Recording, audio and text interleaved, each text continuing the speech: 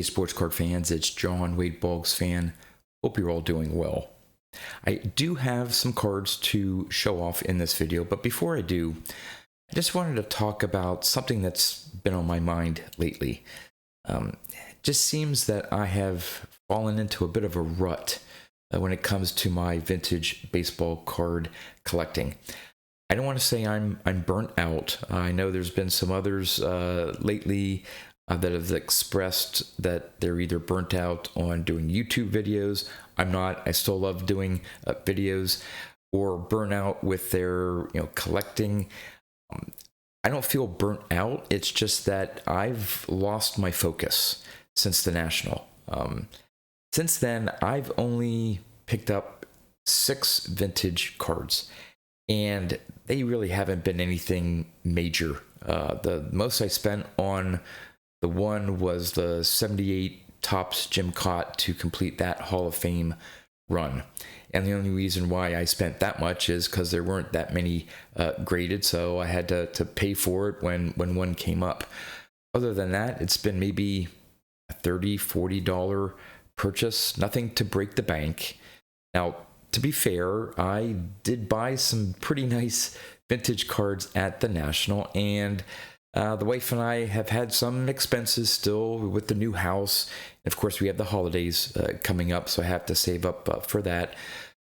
But that doesn't mean I don't have any money to spend on vintage cards. It's just that I don't know. When I first started collecting vintage cards, a little over 3 years ago now, I think it is, there were so many choices out there, so many vintage cards that I could go after, that I had a hard time picking and choosing and deciding which card to go after and buy. So I knew I needed some sort of focus. And so early on, I decided, all right, I want to collect all the Hall of Famers in a particular year. So just narrow it down to Hall of Famers. Well, that in itself still had several thousand, I think 2,600, something like that, different cards. So it narrowed my focus a little bit, but it helped. Then I decided, all right, let me start concentrating on some particular years, see if I can knock out a year or two. So I started with the 78s, 79s, and 80s. Was able to complete the 78 this year. I'm fairly close to 79 and 80. So that may be an area where I want to concentrate on and maybe push to try to complete those years. There are some cards that are just somewhat hard to find in the grades that I want, just because there's so few of them that have been graded.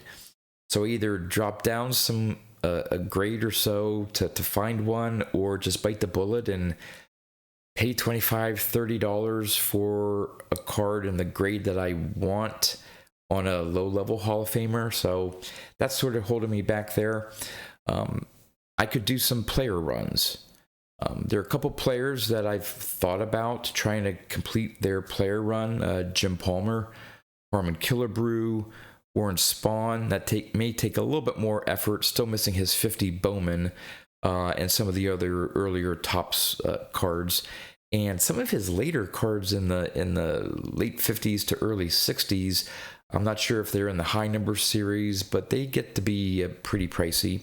Frank Robinson is another player that I could possibly do a player run on that. I do have his rookie card.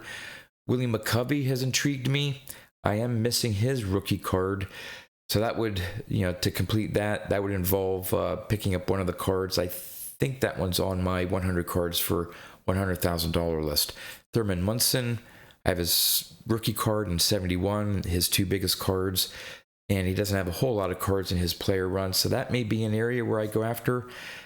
There are other players that I just like and like their cards: Johnny Bench, Pete Rose, Nolan Ryan, Ernie Banks, Yogi Berra, but they tend to be on the more expensive side of the cards in the various sets. So depending on what grade I pick them up at. And of course, I did just briefly mention there, another focus area that I had and I put together is the 100 cards for $100,000. That was a really nice project to start and focus my collecting on. But now I'm at the point where I'm not quite halfway through the list. I think I'm at 45 of the 100. But the cheapest card now, depending on the grade, is going to run me about at least $150. So that's not just a card, that I could just, pick up here and there.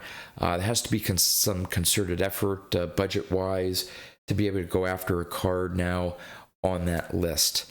And like I said, I may be able to do some work on some of the sets, 79, 80, maybe look at building up some of the other sets as well. But even in those examples that I gave, there's maybe a dozen players I can work on, the 100 cards for $100,000, set runs. I don't know. With the budget I have to, and of course then there's still the random vintage card that I come across. And there's nothing wrong with picking up a random vintage card. But that's probably going to be my primary goal going into 2024, is to rediscover my focus.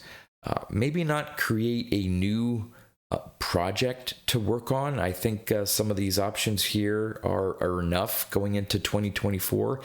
And maybe I just have to say, all right, in 2024, I'm going to try to go after maybe these 2-player runs, maybe work on a set or two, and when I can, couple cards on my 100 cards for $100,000. Hopefully at the National in Cleveland next year, I'll be able to check off a few more off that list. So, would love your thoughts, comments, not necessarily looking for, suggestions on, hey, you should collect this player or that player.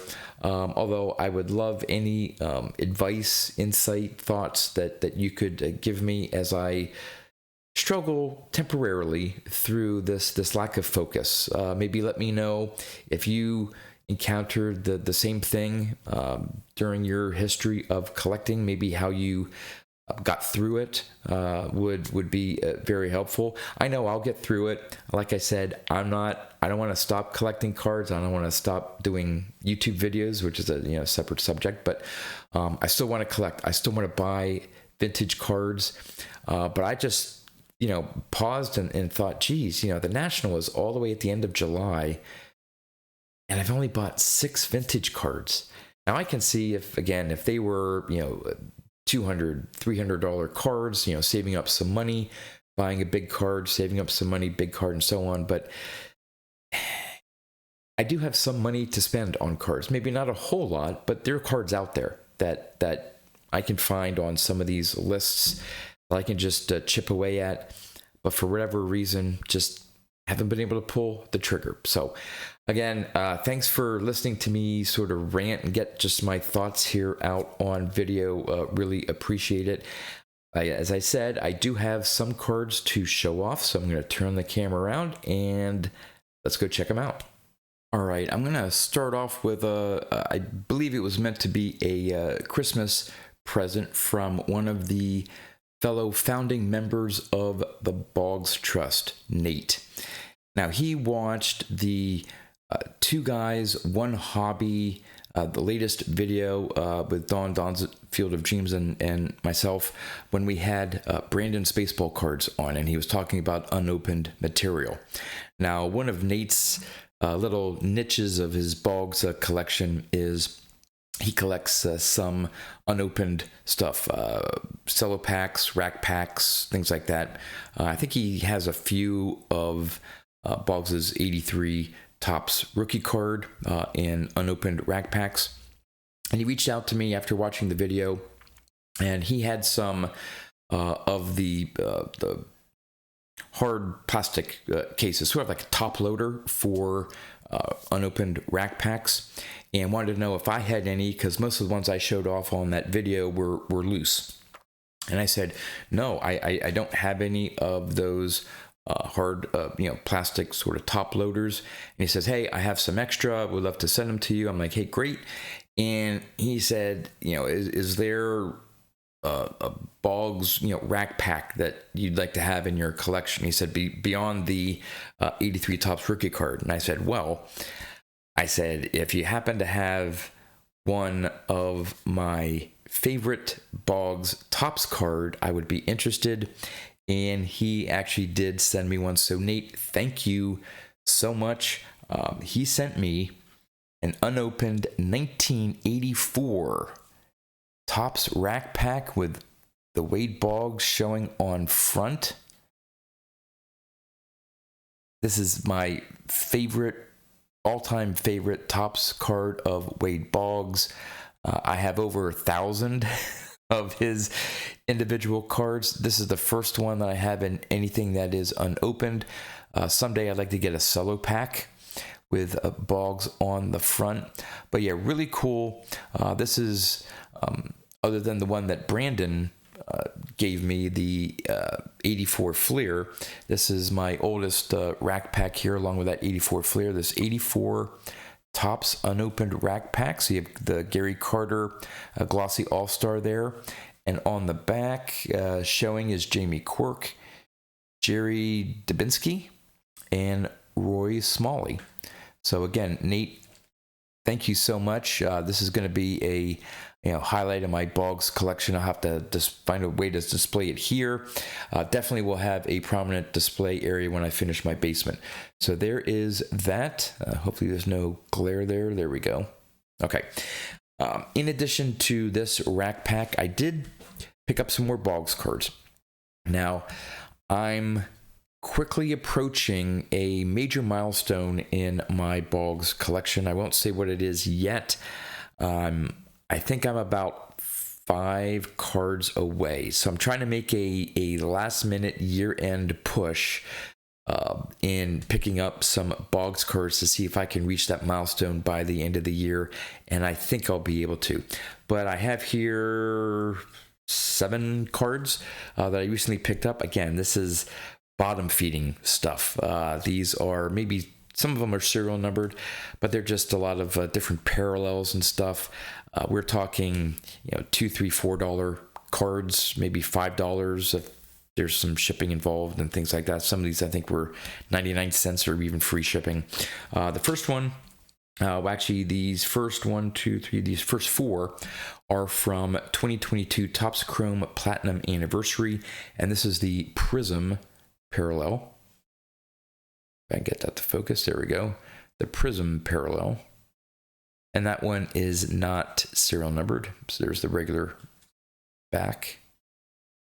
We have that. Then we have the Speckle. That's a cool background there. Now this one is numbered to 150. See there? Then we have the X-Fractor. I can get that to focus. There we go. That's the X-Fractor. And that one is not serial numbered. And finally, and this one I thought was lost in the mail. I had reached out to the seller. According to the post office, I should have received it like a week, at least a week prior to.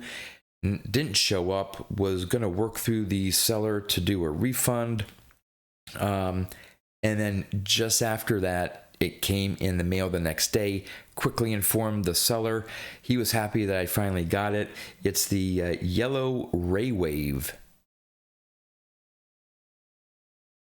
That's a cool parallel there with the background. And this one is serial numbered to 250. Then moving on to some 2023s, we have the Panini Prism. This is just the base.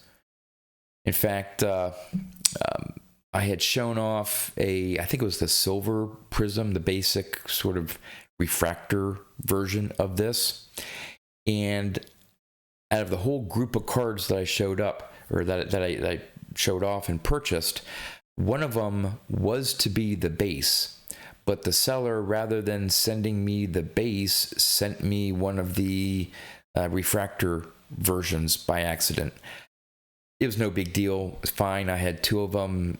Whatever. I knew this was not going to be expensive to replace. If this was free shipping, maybe it was 99 cents. I didn't pay more than $2 for this. So I went ahead and bought the regular base So one of those cases where I end up having a duplicate, but no big deal. Then from 2023 Topps Archives, we have the 1957 Topps Hit Stars. And there's the back.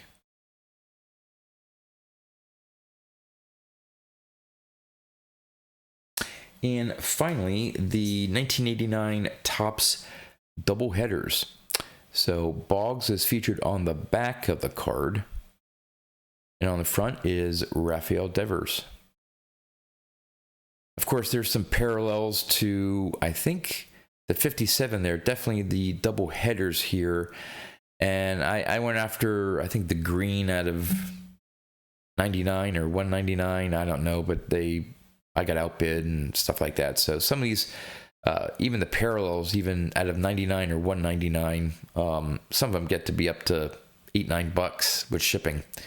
Not right. I'll probably end up getting them, but not right now. Not for this latest push. I just want to try to find some really low hanging fruit to finish my goal for the year. Like I said, I think I'm 5 cards short now. I have a bunch that are going to be coming in the mail. So hopefully right before New Year's, I'll be able to do a big Boggs mail day and announce hopefully what my new big milestone is in my Wade Boggs collection. So with that, again, thanks for listening to my little ramble there on my lost focus that I hope to regain soon, and these Boggs cards that I picked up, and that great present from Nate, one of the original Boggs Trust members. And with that, that's all I have for you. So until next time, thanks for watching.